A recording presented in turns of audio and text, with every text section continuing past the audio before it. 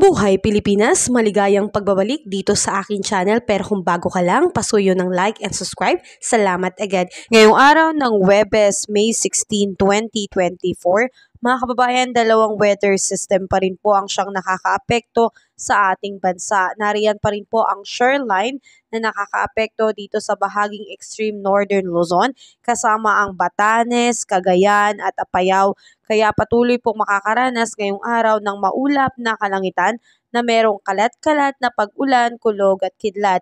Kaya yung mga prone areas po dyan ay posibleng magkaroon ng flash flood and landslide, kaya patuloy po tayong mag-ingat mga kababayan. Samantalang asahan po natin dito sa bahagi ng Luzon kasama ang Metro Manila ay makakaranas po ng bahagyang maulap hanggang sa maulap na papawirin na merong mga isolated rain shower or thunderstorm. Posible pa rin po magkaroon ng flash flood and landslide. So possible po ang pag-ulan kapag hapon at sa gabi.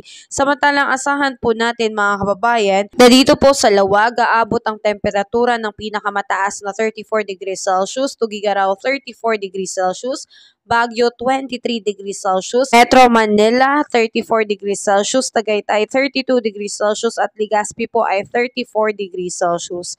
Samantalang asahan po natin sa Visayas at Mindanao ay magiging maaliwalas po ang panahon aasahan natin at papalo po ang temperatura ng Puerto Princesa at Iloilo ng 34 degrees Celsius, ang Tacloban at Cebu kasama ang Cagayan de Oro at Zamboanga ay nasa 33 degrees Celsius at ang Davao po ay nasa 34 degrees Celsius. So ngayon mga kabayan, wala pa rin po tayong nakataas na gale warning signal sa ating mga baybayin at wala pa rin pong bagyong namamataan sa loob at labas ng Philippine Area of Responsibility.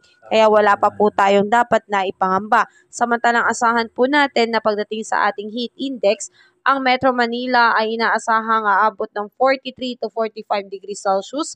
Heat index po yan. Sa Pangasinan ay 46 degrees Celsius kasama ang Camarines Sur. Samantalang ang Capiz po ay 47 degrees Celsius. So maraming area pa rin po sa ating bansa ang nasa danger threshold. Kaya patuloy pong inaabisuhan ng lahat na kung lalabas ng bahay ay magdala ng sombrero o kaya payong bilang pananggala sa matinding sikat ng araw, lalo na kapag oras ng 10 a.m. to 4 p.m. Samantalang uminom din po tayo ng sapat na tubig upang hindi po tayo ma-dehydrate mga kababayan. At kung nakatulong sa iyo ang video na to, please wag mo namang kalimutang mag-like and subscribe.